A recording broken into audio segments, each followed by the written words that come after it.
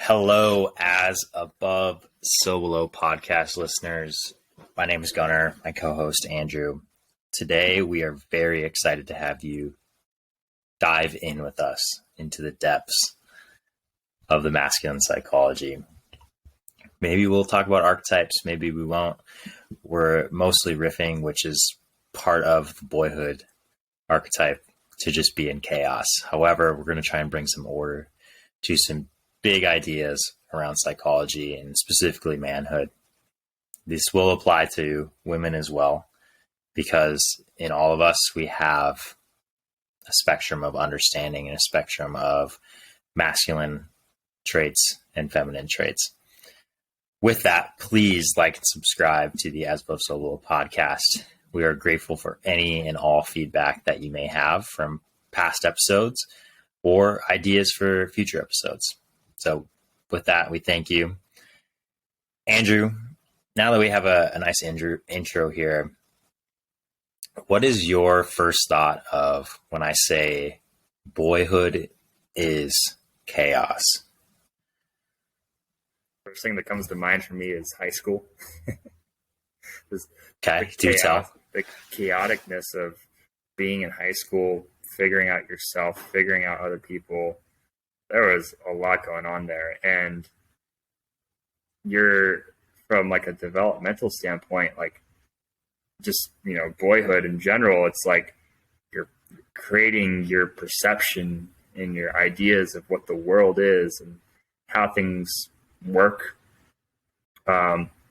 It's very chaotic. It's like you're trying to figure out, quote unquote, right from wrong, or what are the ways to do these things? How do we operate in this daily life? And there's so much chaos that goes in that process. And as I've evolved and grown into a man out of those tumultuous teenage years and boyhood years, I've taken a lot of that wisdom and that knowledge through my experiences, and it allows me to create a map and an idea of the world that allows me to have more order.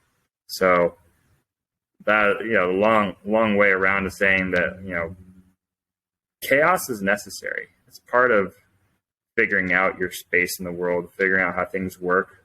Although as you go through that, just like anything else you want to apply this to in life, you go through your experiences, take action. Sometimes you have failure, but you learn from it, and that shapes and that molds you into the person that you can choose to be. And when I say choose to be, because it's, even though I'm a 30-year-old man, there are times where I act like a boy, and I may be acting like I'm living in boyhood.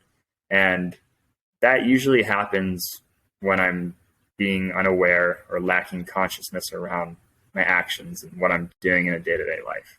Although what, to me, a big part of being a man and living my life with intention, it means being aware, acknowledging your weaknesses, acknowledging your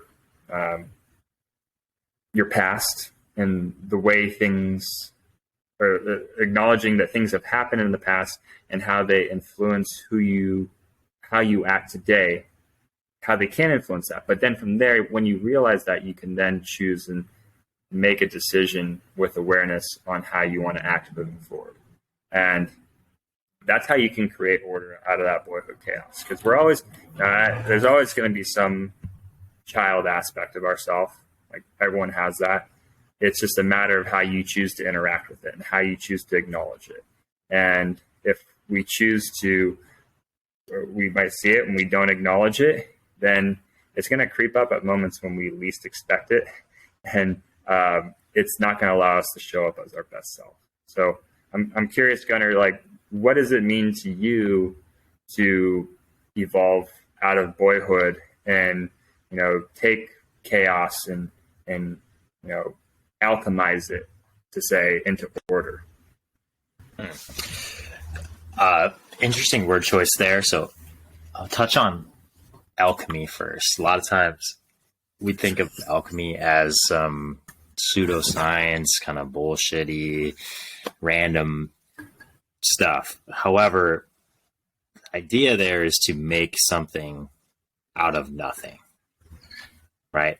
So alchemy is the art or the practice of changing something into something of value. So the idea there of chaos that you just touched on really, really nicely, I see it as a little bit different. I see it as chaos being creativity, right? Chaos is the multitude of options. It's the having too many things to think about, but then potentially choosing something. And that's where we start to find order. And what I really want to think about in terms of going from boyhood to manhood is understanding what's right for me, the individual person really needs to go through chaos as a big part of their life as a child. And then eventually there's going to be reverting back to chaos as you continue to learn going forward. And I think that's similar to what you were touching on. If you have a different idea there, please interject. Well, it reminds me of like the hero's journey in a way, right? You go through the hero's journey and there's something that you didn't know or understand about yourself before. But when you come out of the abyss, you come out the other side, you emerge as this new person, this new thing that has this new skill or knowledge that you didn't have before. And then it allows you to go back to, it allows you to evolve and grow and continue to go through those cycles of hero's journey where, there's struggle, but at the end of that struggle is evolution and adaptation and growth into someone better. And when I think of, the analogy of boyhood into manhood, that hero's journey is constant. And a lot of times, I'm no expert on this, but I hear about this a lot. I'd be curious to think about your thoughts on this, Gunnar, is that in our world today, boys, they lack rites of passage, meaning they lack the initiation process of becoming a man. And because of that, we have a lot of people who may biologically look like men. They're older. They have the physical traits of age. Although from a spiritual or a psychological standpoint, they still have these behaviors that are childlike, and they act like that on a regular basis. And many people would say, this is from what I understand, is that it's because there's been no rites of passage where you have boys that go through these struggle or go through these periods of tough evolution and come out the other side being something completely different. And I'm curious, do you have any thoughts on the idea of rites of passage and how that relates to boyhood and manhood? Yeah, I want to just make note of that really quick is like the idea of a rite of passage it's not common in our society today and not common in our culture and in like westernized places. So a lot of our understanding of rites of passages come from stories. And that's like the story of the child in a tribe doing something in front of the group, still having this chaos going on, not really understanding their way, and then being told that they're ready to go out into the wilderness to brave the elements, to brave animals, to fend for themselves, right? If we think about all of that as a child, that child before that initiation process has everything accessible, which is chaos because there's no order to it. It's just understood as this is what I have. Like I don't have to think about it. But when we go through that initiation process, like this is so valuable is you have to find order for yourself. I'm really fortunate to have gone to a private high school, and it was a very new challenge for me. I went to a public school growing up. I wasn't really challenged. There was a lot of chaos, like you were touching on. Like middle school was crazy. I don't remember really anything about going to school. I just remember everything about the social aspects and just being in constant chaos, having friend groups, losing friend groups, having relationships, losing relationships, all of those things, just being in chaos. And being who I am, I knew I wanted to pursue something more. And I also had sports as a way to pursue something in myself bigger and better. And when I went to high school, I went to an all-male high school. Some of you may know this if you're listening. Some of you may be hearing this for the first time. So all-male military Catholic school. And those are three big scary things to someone who's never been exposed to that, right? There's chaos. I'm going in, not knowing anything. And the mantra for the school is a Latin phrase, ex umbris in veritatem, which literally means out of darkness into light.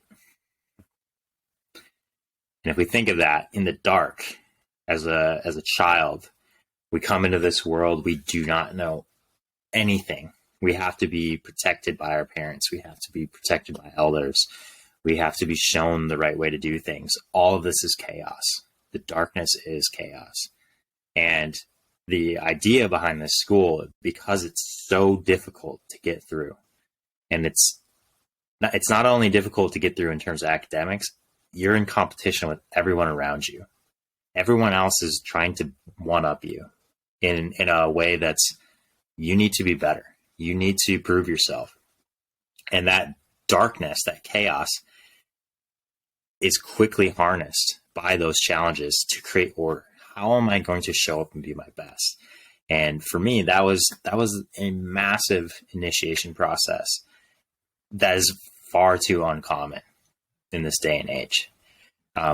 Before I go too far into that, Andrew, if you can reflect for yourself, what are some initiation processes that you've gone through? Or maybe it's a single moment where you're like, oh shit, this is the order I need to be in. I think, I don't know why this is the first one that came to mind. It's actually pretty funny. Playing football in high school, if you're a, what was that, boy? Huh? What's that? I was playing football in high school, and as a sophomore, I was able to suit up for varsity and achieve a varsity letter. And at the end of like preseason, before the first game, everybody on the varsity team would do a camp out or a sleepover, and basically everyone would bring tents, pitch them up on the football field, and it was like literally chaos from dusk till dawn. And if you were an underclassman, being a sophomore that I was, you did not sleep an ounce or a wink that night. And it was just the worst thing was finally trying to fall asleep, I don't know, like 3:00 in the morning, and then having the seniors come by, throw water into your tent, and then throw a bunch of flour into it. and that was my initiation process. You wake up the next day and you're just like, God, that sucked, but I'm so damn happy to be a part of this team. And like you finally, like you feel like, okay, I've gone through my rites of passage. I took my, my abuse, and now I can be one of the tribe. I can be one of the members on the team. And I remember after that, it was much more of an accepting, like, feel from the other teammates, the upperclassmen. Like, okay, like he made it through. Like he's cool. He's not only a good football player, but he is also like a cool, like he's one of us now. And that was one of the rites of passage that I could distinctly recall going through, playing sports. And then I remember as a senior, you get the luxury of getting to initiate the younger or the underclassmen at the time, and you get to to help them take those next steps and feel like they are now part of the team. I will say though, I wasn't nearly as mean as the upperclassmen were to me. I didn't feel like that would be fair, but I definitely aroused like a lot of, they didn't sleep well that night. Let's just say that. It wasn't because of any flowering and getting thrown water on. So understood. Yeah, understood. That's just a little story of me going through that, and then just feeling like you're okay. You're part of the team. You're an accepted member of the tribe now. I'm curious, did you ever do anything like that when you played hockey? I plead the fifth. However, I will give an example. So, being a military school, there's a lot of pride built around tradition, and one of the traditions is called Freshman Sing Day, which is, in a way, it's a rite of passage. You're becoming part of this group by learning the school fight song. Do I know it today? Partly. Still know a little bit. But the idea was for the second half of a day, one day a year, early in the school year, all of the seniors could stop a freshman in the hallway and make them sing the fight song. All right? A little bit of chaos going on there for sure. My idea going into it was I looked a little bit more mature. I figured out the hallways I could get in. I had some upperclassmen friends at that point, and I was able to avoid most of the singing opportunities that may have been presented. However, I remember some of my classmates just getting cornered because they reacted every single time they got stopped. And they were like, this is the worst thing ever. And what I think about now is we're looking into this, like understanding the masculine and the maturity level of going from boyhood to manhood, is you have to face these things head on. Mm-hmm. If you try and run away, like I was okay with singing it, but I wasn't actively like, this is the worst thing ever. This is just an experience. This is something that's not permanent. It's not going to last. And I have people that are willing to protect me. And I understood that. People who did not understand those things, that order, are most likely still shook enough about that experience. Like, yeah, it's can be terrifying. You have, someone 4 years older than you cornering you on a metal locker in a public space, nothing bad, forcing you to sing a song that everyone else knows because of this practice. Right? We're all in a better understanding of each other because we have shared traditions, shared principles. Mm-hmm. To just like kind of shift this forward into the world around us, when we have chaos, it also means that there's a lack of manhood. Mm-hmm. And this is a generality here. The more chaos there is in the world, which 2022, there's chaos in every nook and cranny of the world. However, the antidote to that chaos is having more order because of having more men. Right. And we could go into talking about women as well. We need to have mature women and mothers to not only emphasize on that order, but to give men space. Yeah, I mean, to be strong. 100%. Those having strong women in the world, if not more important than strong men, maybe more, or if not the same, more. Yeah, mm-hmm. For sure. Yeah, and it's I think the word strong gets thrown around a lot. Mm-hmm.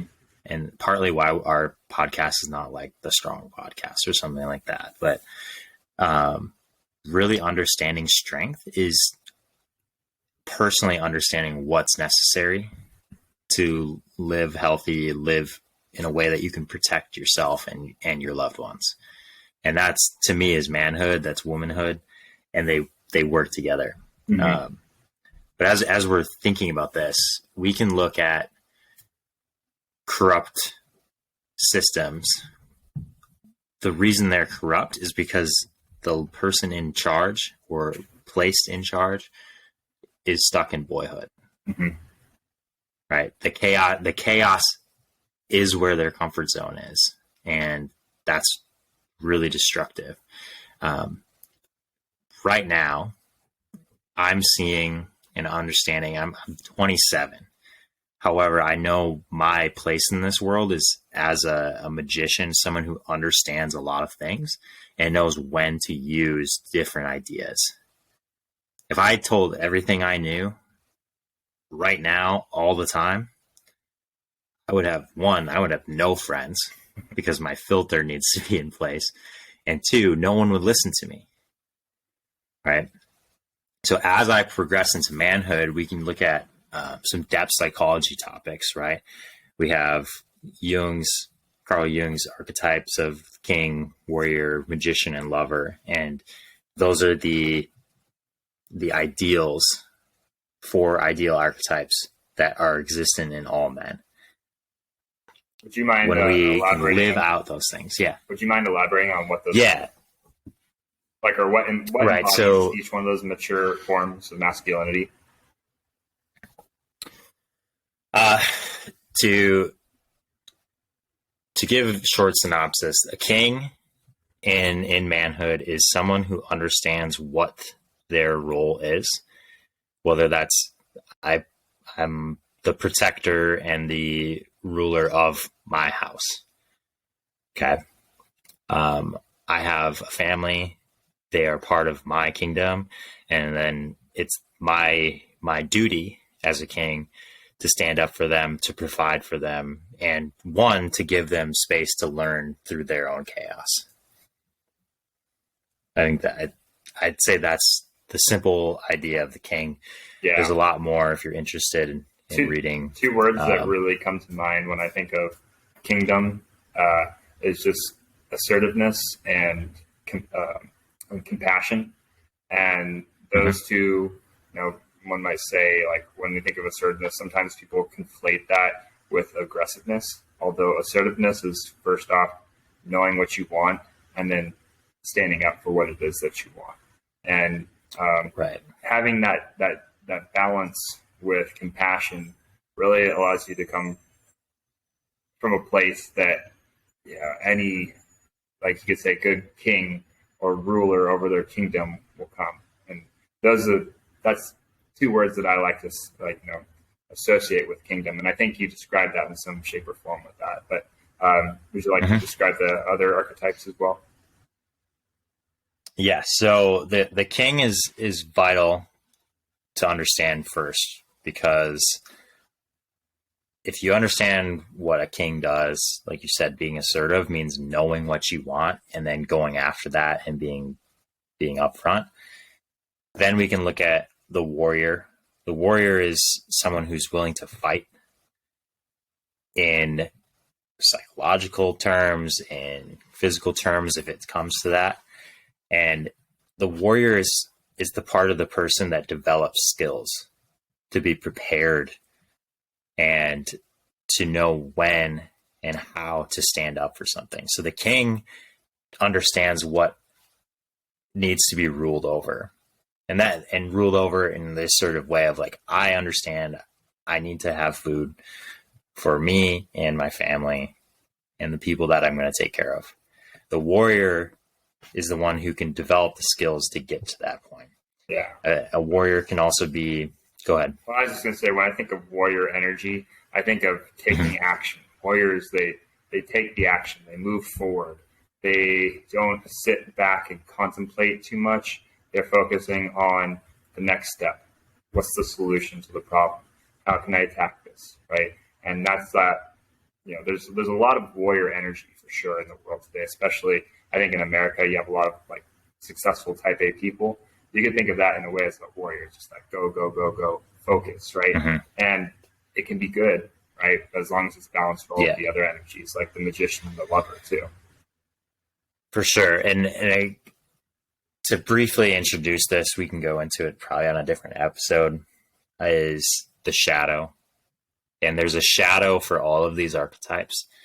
The one that I think of and see most often is, like you were just touching on, the warrior energy, just being go-getter, type A, do everything you can to make more money, to work harder. Like, we see that as the workaholic, or someone who's just like overdoing it, but can't seem to pull themselves out of that mode, right? The workaholic says that they love it. They want to be in that space. They just want to work all the time. Most likely meaning they're out of touch with their other archetypes, probably the lover, probably the magician, and understanding, if I keep doing this, I'm only going to hurt myself, because the warrior has the ability to protect. Yet if you're in the shadow or in the the opposite ends of the spectrum, the poles of the spectrum, if I'm too far one direction, I'm going to hurt myself. If I'm too far in the other direction, I'm not going to be able to stand up for myself. And in the same way, you hurt yourself. So that's a brief introduction to shadow. What is the... Now we have the king. Yeah, now we have the king and the warrior. Yeah, we have the magician. And out of all the four archetypes, I personally relate to the magician the most, because the magician, like we touched early in this recording, is once looked as like the wise man in the circle, or the alchemist who's creating something out of nothing, right? Knows the secret ways to make something happen. I like to think of the magician also as protecting the magic within ourselves, right? The ability to create, the ability to think outside of societal norms, the ability to think of a better plan in the heat of a moment. The magician, I love this little reference story, and tell me if it's familiar to you, Andrew, is the story of King Arthur and Merlin. Right? King Arthur, what could be more pulls Excalibur out of stone. Yeah, right. It's a tale as old as time. And King Arthur has an ego. He pulled Excalibur out of the stone. He rules the land. He's now the ruler of Camelot. And Merlin, enchants Camelot to be a special place forever for Arthur. Yet Arthur starts to get a big head, as kings do in their shadow. The magician is so vital, because Merlin in this story comes out of the woodwork just at the right moment and goes, you need to stop doing that. Right? The king is the ego. The magician is the ability to see your ego in full, to understand why you're doing something and to stop yourself before you destruct. Right? A king can build a beautiful kingdom, castle, have all these things, but a king can also go too far and demand that everything is for their own benefit, when in reality we need to work with each other. We need to be safe in that way. So you're familiar with that story. Yeah. Right? How would you say, out of the first three archetypes that we've touched on, where do you think you relate the most to? And maybe it changes, which I want to put that out there as likely. We are constantly in flow from one to the other, but what one do you relate to the most? So I would agree with everything you just said there about it kind of being a flow. I think of each archetype as it's an energy you cultivate within yourself. And when I'm aware of what I want to achieve in a certain moment, I can then call upon whatever energy I want to manifest for that specific archetype in that specific moment. So it's situational, and it depends what the objective is or what I'm trying to do in that moment.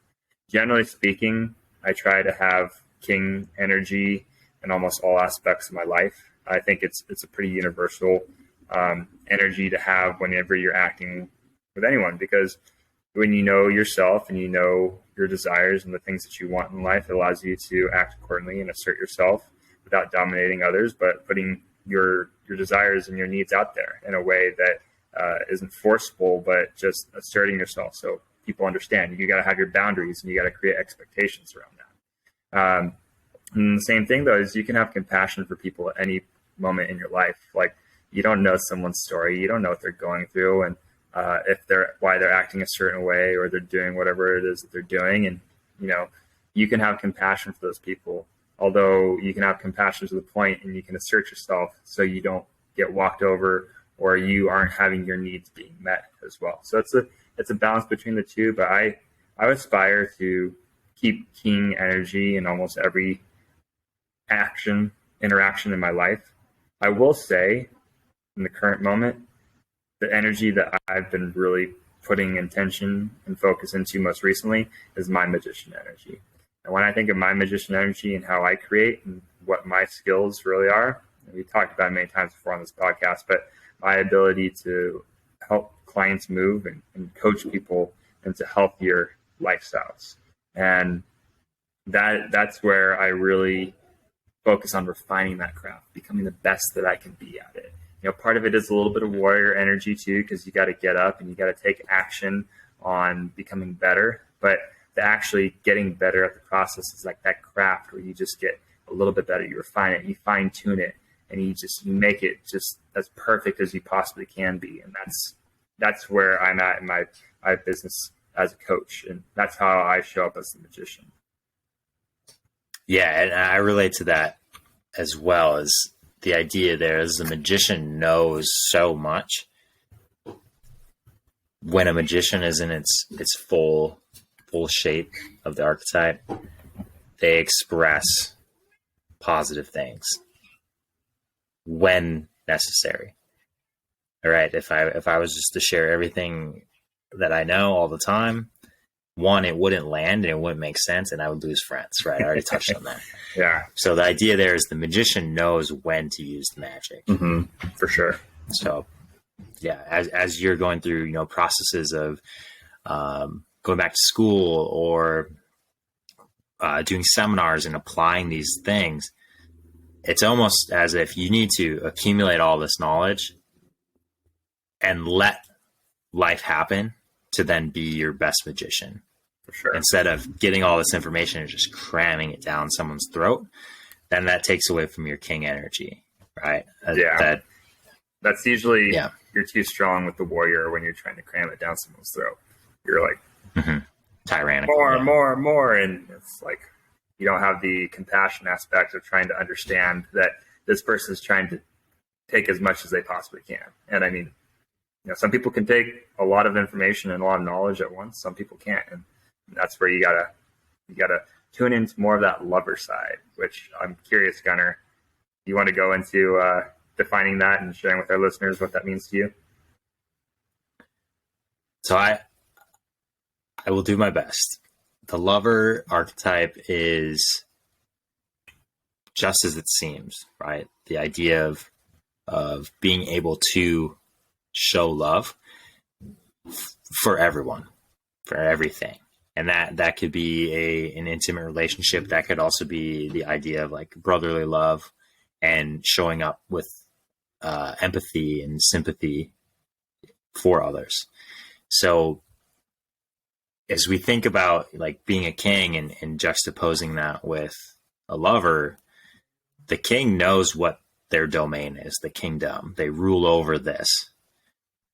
Kings can get upset really quickly if they're lacking the lover understanding of everyone's going through something else, right? That empathy of, all right, is it my job to deny this person safety and health? Maybe not. But the lover aspect there is understanding, where do I need to show up for myself and understand my own shortcomings, as well as how can I show up for others so they can love themselves better. So the lover is like it's a reflective place, but it's also a projecting aspect as well. Like if I can love myself and reflect on the things that are important to me, then I can put that out into the world and show others that they can do the same.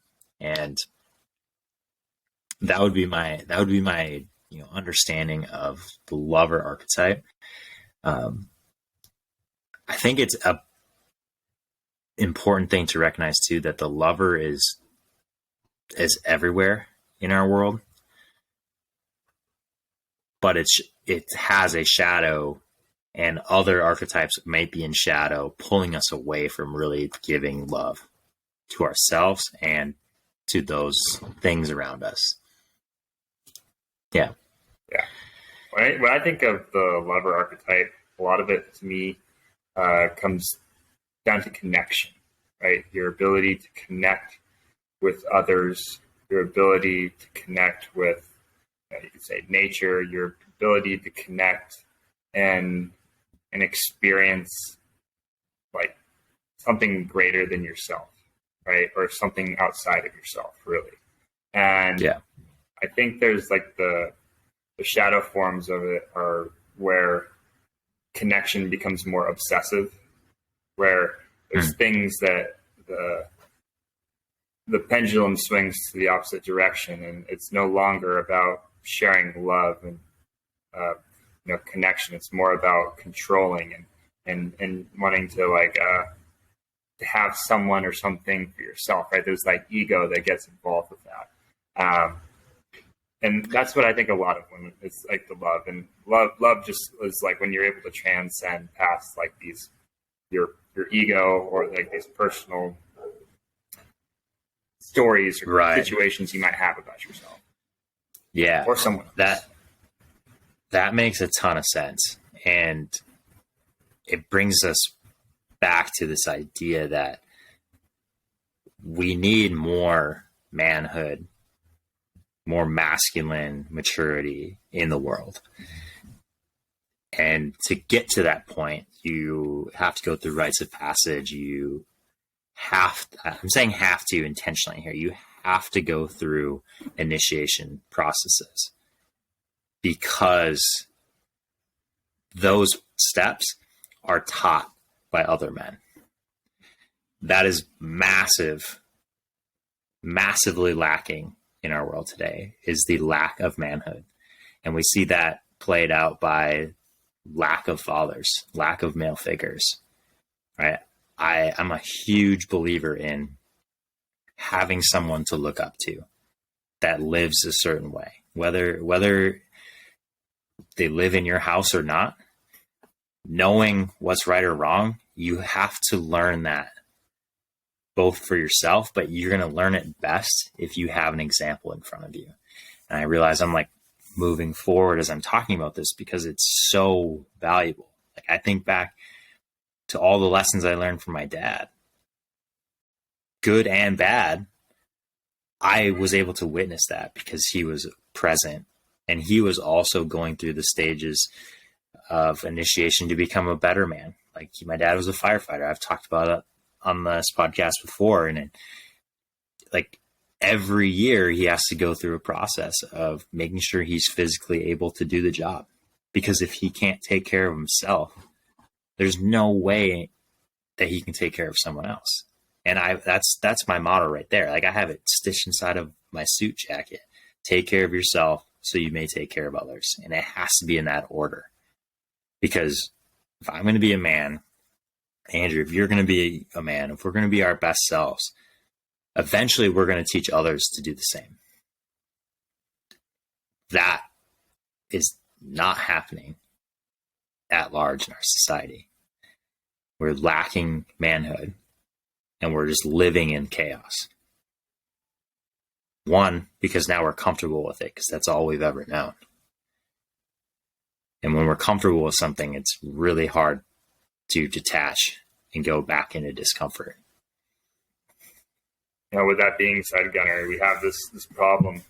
If there's a listener out right now, man or woman, what advice or what tips would you give them to on how to get started on this journey, or or how to show up in ways that are more quote unquote manly, right? More mature, masculine in a way. Yeah. Well, to just clarify there, the idea of like being manly, that understanding has been hijacked. Yes. Right. When we think of manly, we think of like, yeah, but that's okay. I'm enjoying this thought process, and thinking about my magician qualities. I'm not going to say everything I know. My first step would be to take a breath and understand where you are right now. If you're 15 years old, about to get your license, you are in a certain development stage. You're about to go through a rite of passage, getting your license. That's also similar to maybe you're 35 years old and you're about to have a child. What are you going to do is completely up to you. I'm not going to tell you to do anything in particular because you have to learn what's necessary. You also have to find someone that you can look up to. So if you need someone to talk to, Andrew and I are both here. However, we know there are a lot of people out there that have these mature masculine qualities that want to help. They may not have been accessed yet. So that, to simplify that, take a breath, understand where you are, seek guidance from someone who's been through that step before. I think that's great advice there, Gunnar. Look inward and then seek wisdom from others, really. Mm-hmm. Yeah. Well, I feel as if that's a terrific place to end for today. Is there anything else you'd like to add, Gunnar? I just want to express my gratitude for you, Andrew, because we had no plan. We were in pure chaos coming into this episode, yet our understanding and our own inner work that we've done leading up to this point leads us to have order in this conversation. So I'm really grateful to have a co-host and a friend like you to really explore this. And hopefully everyone hears the cat in the background. But I was just about to say, thank you, Gunnar. I appreciate that. Yeah. And I echo the same sentiment back to you. And it sounds like your cat agrees. Mm-hmm. Yeah. Mature cat here, like 14 years old or something like that. With that, thank you to all of our listeners. This is one of our longer episodes in a while. We're super grateful for all of you. If you have thoughts or comments, please message us in the comments on YouTube, like and subscribe, both platforms, wherever you're listening. We are going to bring more of this content. This is some deep thought that I know Andrew and I have both had inside for a long time, and now being able to apply it is exactly that, right? We're doing our duty as men, sharing our wisdom and understanding where that wisdom can continue to grow. With that, thank you from the As Above, So Below podcast. We'll catch you on the next one. Peace. Peace.